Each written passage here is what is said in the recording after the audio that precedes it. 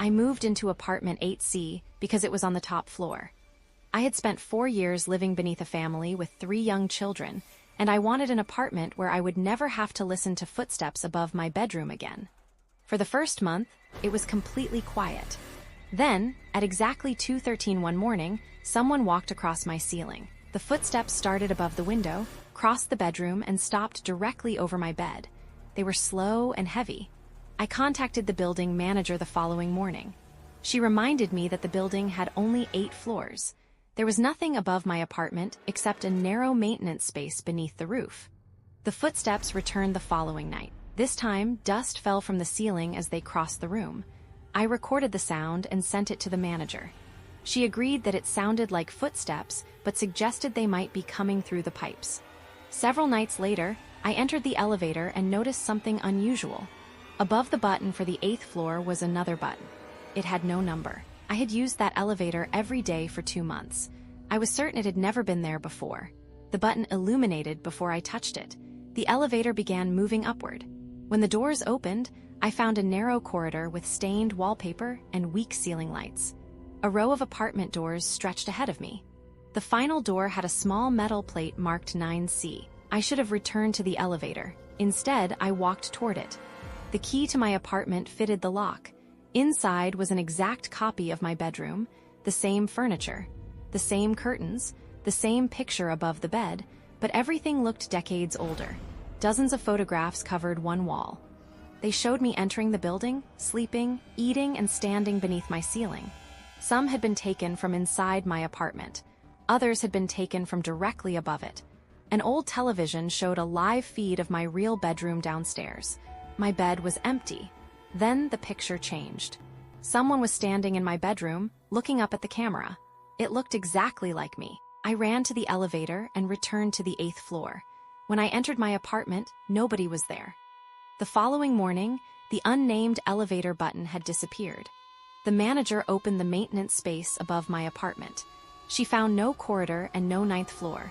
But directly above my bed was a square hatch that did not appear on the building plans. A freshly developed photograph lay on my blanket. It showed me standing beneath the hatch. The picture had been taken from inside the ceiling. I moved out that afternoon. The new tenant contacted me 6 weeks later after finding my name on an old delivery label. She asked whether I had ever heard footsteps above the bedroom. Before I could answer, she sent me a photograph. It showed her standing beneath the ceiling. Behind her, the hatch was open. Daniel's apartment intercom began ringing at 3:04 every morning. The first night, the camera showed an empty lobby. He answered but heard only breathing. On the second night, a young girl whispered through the speaker. "Can you let me back in?" Daniel asked who she was. The girl said she lived in apartment 4B. Daniel lived in 4A. Apartment 4B had been empty since he moved into the building. Its door was sealed with a metal plate because of fire damage. Daniel told the girl to contact her parents. She answered, "They're still inside." The connection ended. On the third night, the intercom camera showed a small girl standing in the lobby. She wore an old pale coat and faced away from the camera. Daniel could see that the glass entrance behind her was locked. He did not open the door. Instead, he went downstairs. By the time he reached the lobby, it was empty. Small wet footprints began inside the locked entrance and continued toward the elevator. The elevator display showed the 4th floor. Daniel followed.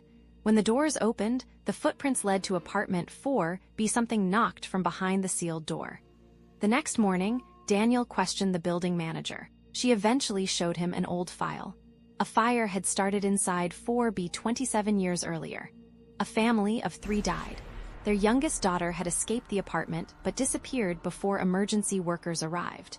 The photograph in the file showed the girl from the intercom. The manager disconnected Daniel's intercom. At 3:04 the following morning, it rang anyway. The screen showed Daniel standing in the lobby. He was looking directly into the camera, but Daniel was inside his apartment, watching the screen. The version of him downstairs raised one finger to its lips. Then the girl stepped into view beside it. Daniel turned off the monitor. Someone knocked on his apartment door. A child's voice said, "He let me in." Daniel looked through the peephole. The hallway was empty. When he turned back toward the intercom, the screen showed a camera angle from inside his own apartment. It showed Daniel from behind. The girl was standing directly beside him. Daniel did not turn around. He ran out of the apartment and stayed with a friend. The building manager entered his apartment the following morning. It was empty, but the sealed door to 4B was open. Inside, firefighters found a modern video intercom mounted on the burned wall. Its screen displayed the empty lobby. At exactly 3:04, someone began ringing Daniel's apartment from inside 4B. The washing machine at the end of our basement laundry room was always unplugged. A handwritten notice said it was waiting to be removed. One night, shortly after midnight, I heard it begin spinning. The machine was empty when I entered the room. Water moved behind its glass door, and something heavy struck the inside during every rotation. I pulled the plug from the wall. The machine continued. When it stopped, the door unlocked. Inside were several pieces of wet children's clothing, an old family photograph, and a brass key. None belonged to me. I showed the building superintendent the following morning. He recognized the key as an old maintenance key but couldn't identify the family. He agreed to remove the machine. When he rolled it away from the wall, we found a wooden door behind it. The door did not appear on the building plans. Water was leaking from beneath it. The brass key fitted the lock. Beyond it was another laundry room. Everything inside looked decades old. Rusted sinks lined the wall. Heavy sheets hung from wires. Abandoned laundry carts stood in the darkness. One wall was covered with photographs of former tenants. The final photograph was new. It showed me entering the modern laundry room the previous night.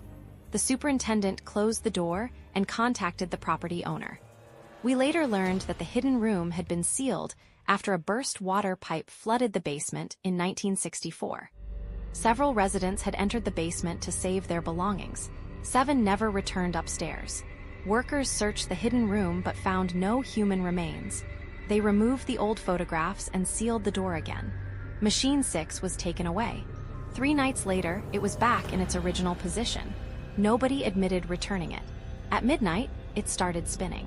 This time, my own clothes were inside. I watched the glass as the drum slowed. Several people were reflected behind me. They wore wet, old-fashioned clothing. When I turned around, the room was empty. When I looked back at the glass, they were closer. One woman in the reflection raised her hand and placed it against the inside of the door. The machine unlocked. I left my clothes inside and moved out the following week. The basement was permanently closed soon afterward. Last month, a package arrived at my new address. Inside were my missing clothes, perfectly clean and neatly folded. At the bottom was the brass key. There was also a new photograph. It showed Machine 6 inside the laundry room of my new building.